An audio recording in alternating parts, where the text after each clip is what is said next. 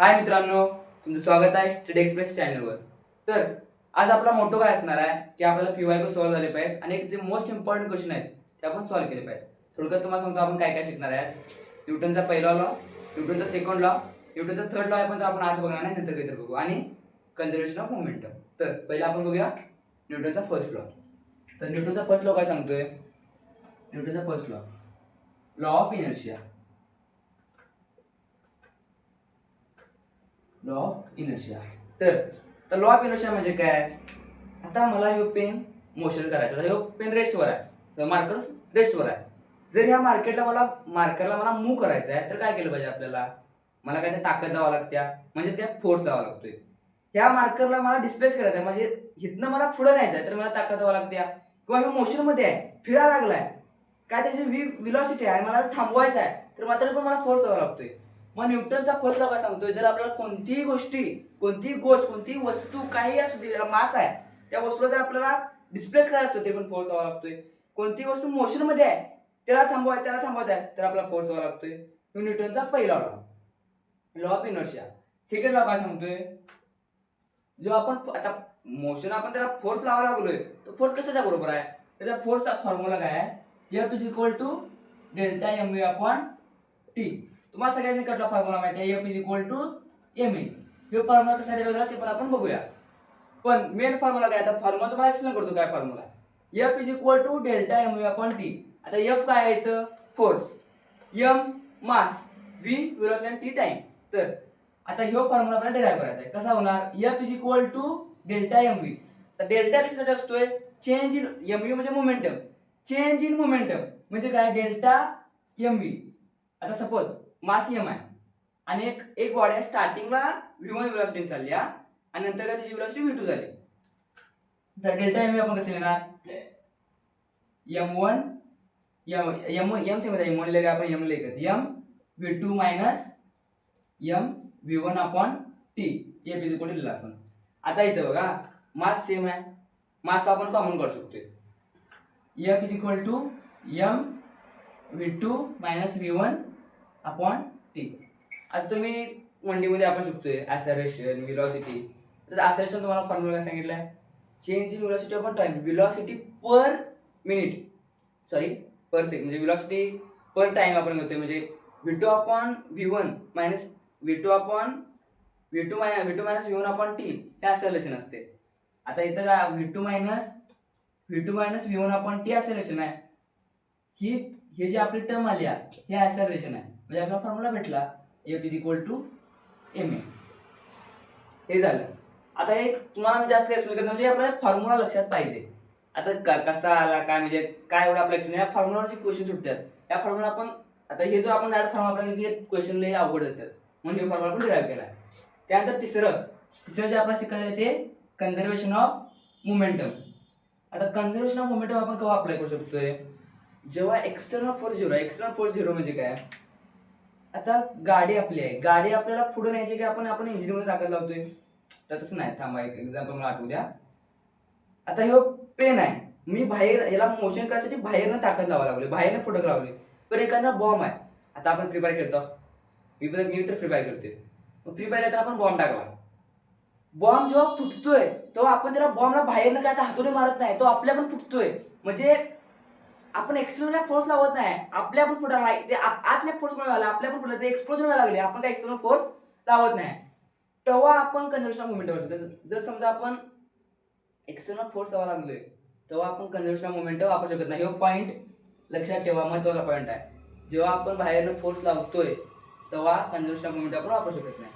एवढंच आहे. आणि कन्झर्वेशन ऑफ मोमेंटम फॉर्म्युला काय? तुम्हाला डेल्टा एम म्हणजे मला काय सांगितलं? मोमेंटम. जे इनिशियल मोमेंटम असते P1, पीला आपण मोमेंटम म्हणतोय. जे इनिशियल मोमेंटम असते P1 ते नंतरच्या मोमेंटम मध्ये एवढं असते. म्हणजे काय? आता बॉम्ब फेकला मी फ्री फायर मध्ये, फ्री फायर मध्ये आता एवढं आपल्याला दिसणार आहे, पण नॉर्मल लाईफ मध्ये आपण बॉम्ब फेकला तर जे बॉम्बचे तुकडे होतात, एक मास M1 झाला, एक मास M2 झाला, एक मास M1 झाला.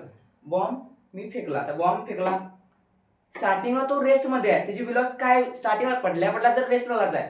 हा, तो लगेच फुटणार बरोबर आहे. पडला तो, त्याची वेलोसिटी 0 आहे, मास m आहे.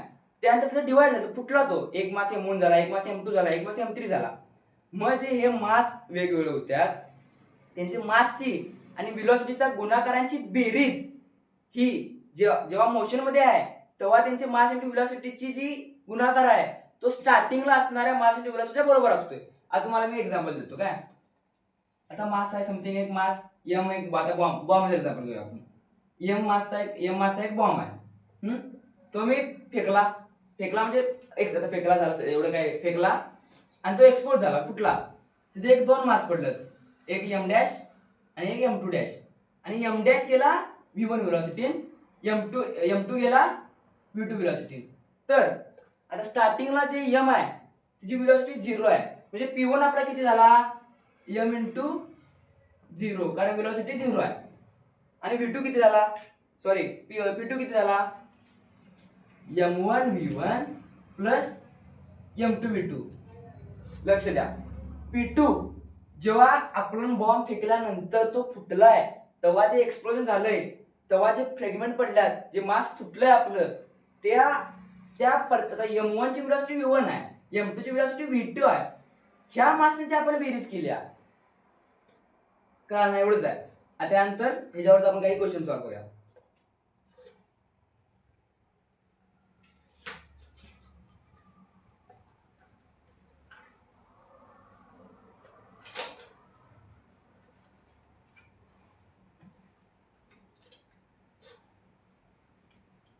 तर पहिला क्वेश्चन,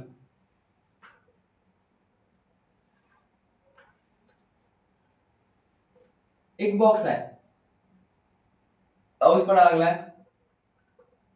पाऊस असा पडालाय की 2 kg पर सेकंद, म्हणजे 2 kg या बॉक्स मध्ये प्रत्येक सेकंदला ऍड व्हायला लागलाय. पहिल्या सेकंदात 2 kg पडला, दुसऱ्या सेकंदात 2 kg पडला, तिसऱ्या सेकंदात आणि 2 kg पडला, 2 kg पडला असं. आणि स्टार्टिंगला पण काही मास आहे ते आहे 50 kg. आणि ह्याच्यावर काय तर आपण एक्सटर्नल फोर्स लावला F. आणि क्वेश्चन असा आहे की F फोर्स लावला, स्टार्टिंगला व्हेलॉसिटी आहे ती 0 आहे आणि हा बॉक्स पुढे गेला फोर्समुळं आणि टाइम 10 सेकंद झाला, तेव्हा आपल्याला व्हेलॉसिटी किती असणार विचारली. क्वेश्चन सोपा आहे, एकदा तुम्ही स्टॉप करा, ट्राय करा. ऑप्शन देतो पहिल्यांदा. ऑप्शन आहे पहिला F/5, F/7, F/3 and none of this.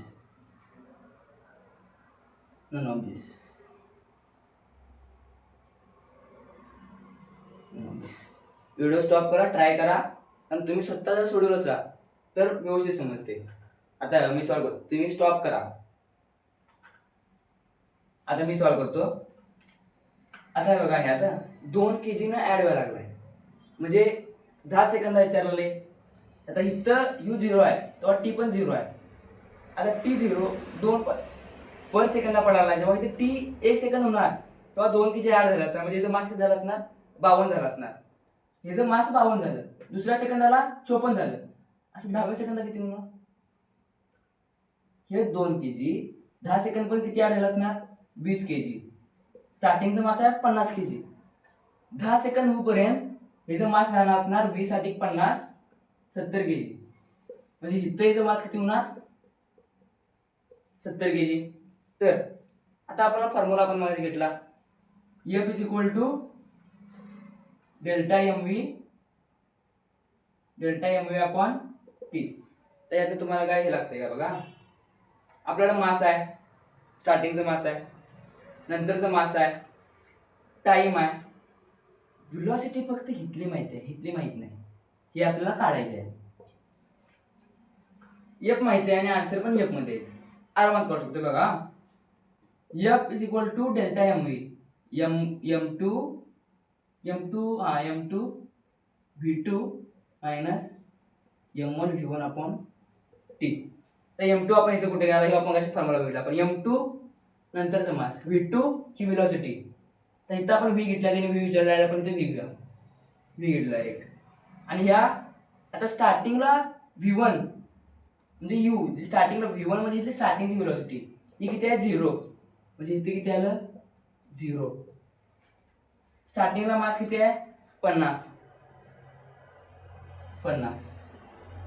नंतर ते 2 के जी ऍड होत गेले, 10 सेकंद पर्यंत ऍड झाले, तेव्हा याचं मास झालं 70.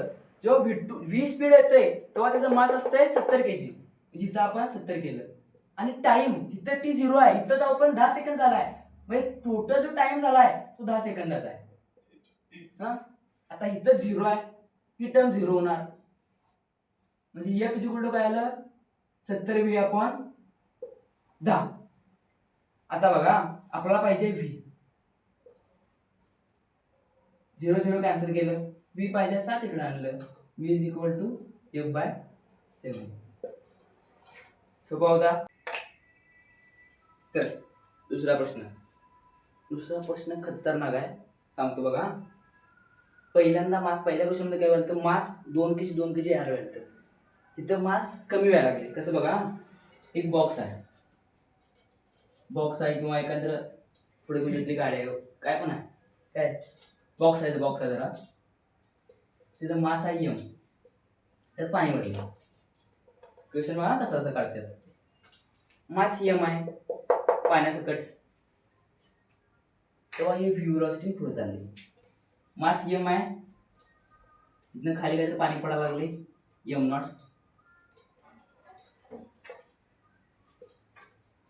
पाणी खाली पडायला लागले,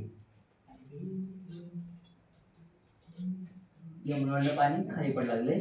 आणि विचारले थोड्या वेळानंतर ही व्हेलॉसिटी काय होणार. ऑप्शन मला काय आहे का, पहिला इन्क्रीजेस, दुसरा डिक्रीजेस, तिसरा कॉन्स्टंट, चौथा कॅनॉट बी डिटरमाइन. बघा त्या क्वेश्चन असं दोन पद्धती आहेत, एक आहे ती सोपी आहे, दुसरी आहे ती अवघड आहे. पण ती अवघड स्टेप तुम्हाला खूप काही शिकवून जाते.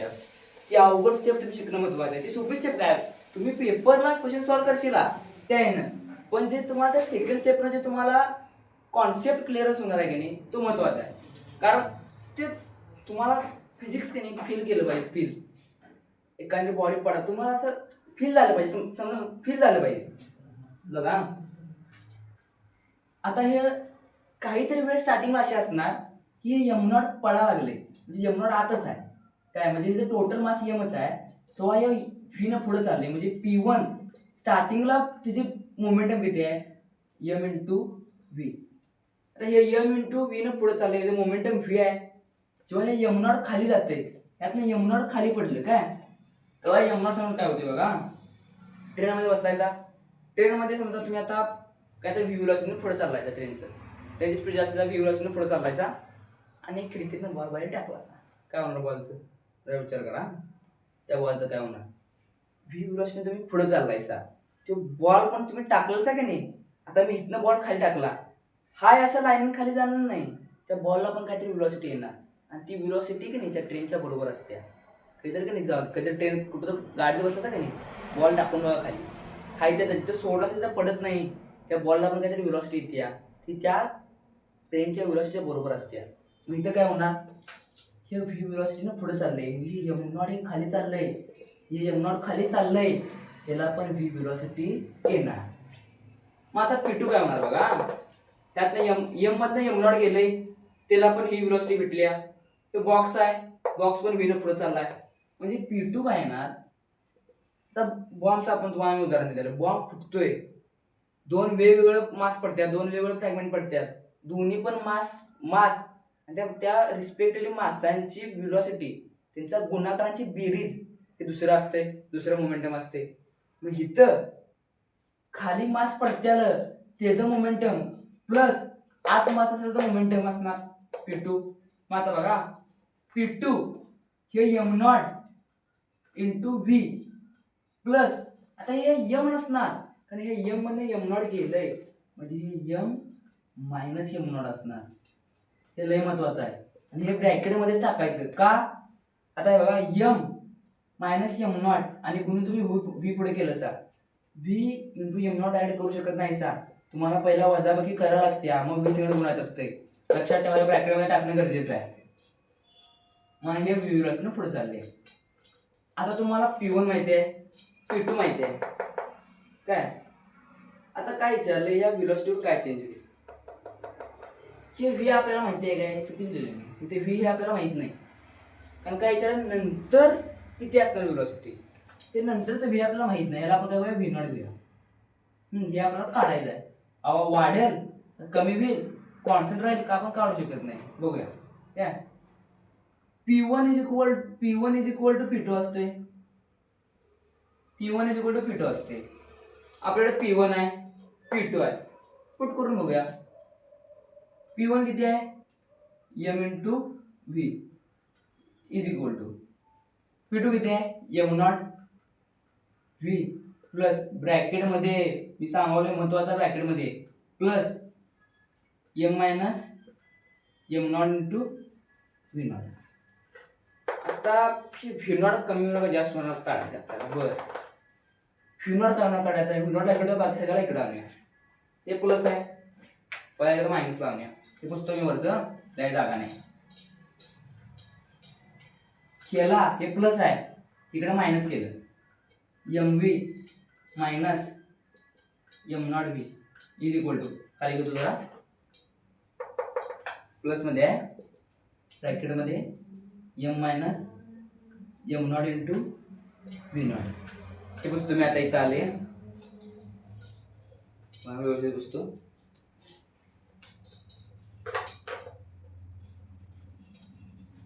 आता बघा इथं प्लस आहे हे व्ही नॉट पाहिजे, हे मल्टिप्लाय आलाय खाली अपॉन नाही ना. आता इथं बघा इथं एम आहे इथं एम नॉट आहे व्ही आहे व्ही आहे व्ही सेम आहे कॉमन घेऊ शकता. बेसिक मॅथ्स हे आहे पाहिजे. व्ही कॉमन घेतलं M minus M naught is equal to M minus M not V not. हे मल्टिप्लाय आलाय खाली अपॉन आणलं V M minus M naught upon M minus M naught is equal to V naught. M minus M naught cancel V is equal to V not. स्टार्टिंगला V होती तीच नंतर तीच V not पण which असणार आहे म्हणजे कॉन्स्टंट. कसा वाटला विषय क्वेश्चन होता ही अवघड पद्धत झाली. अवघड नाही सोपीच आहे तुझं कॉन्सेप्ट माहीत पाहिजे. तर दुसरी बघा काय आहे सोपी. दुसरी काय आहे तुम्हाला मी न्यूटनचा पहिला लॉ शिकवला. न्यूटनचा पहिला लॉ काय सांगतोय कुठल्याही गोष्टीला जर थांबवायचं असेल तर फोर्स लावावा लागतोय. कुठल्याही गोष्टीला पुढे न्यायचं असेल तरी पण फोर्स लावावा लागतोय. तुझ्या कुठे फोर्स लावा व्हेलॉसिटी कमी जास्त होणार. व्हेलॉसिटी कमी जास्त का होणार जेव्हा बॉडी ॲसेलरेट होणार. ॲसेलरेट होणार म्हणजे त्याला काहीतरी आपण ताकद लावली त्याला धक्का दिला तर होणार. आपण काय ताकदच लावत नाही किंवा थांबवायला काय आपण हेच करतो. तुम्ही म्हणा मास कमी व्हायले. कायनॅमॅटिकमध्ये मासवर डिपेंड नसते. कायनॅमॅटिकवर म्हणण्यापेक्षा मासवर तुमचं तर बॉल पडायला खाली तर ते युट्यूबवर तुम्ही किंवा रीलवर युट्यूब बघतायचा लोखंडाचा गोळा घेतला आणि पीस फेकला दोन्ही एकत्र पडतात. एअरमध्ये पडत नाही ते व्हॅक्यूममध्ये पडतात काय नाही तर काय राशीला व्हॅक्यूम लागतोय. तसंच तिथं पण का नाही ह्या फिनॉटवर काय फरक पडणार नाही. आपण काय फोर्सच लावत नाही आहे. जेव्हा स्टार्टिंगला आहे की नाही फोर्स काहीच नाही आहे. ही व्हेलॉसिटी कमी करायची असली मला काय इकडं मी हे पुढे आले त्याला थांबवलं तर मला इकडे ताकद लावायची तरच थांबणार ना. त्याला काय ताकदच लावत नाही म्हणजे काय व्हेलॉसिटीवर फरकच पडणार नाही. म्हणजे त्या न्यूटनच्या पद लावणं कॉन्स्टंट उत्तर येते. ते असं होतं. आजचं याचे कसं वाटलं कमेंट करा. हा आमचा पहिलाच व्हिडिओ होता. मी माझा पूर्ण प्रयत्न केलेला आहे इथून पुढे करेल. थँक्यू.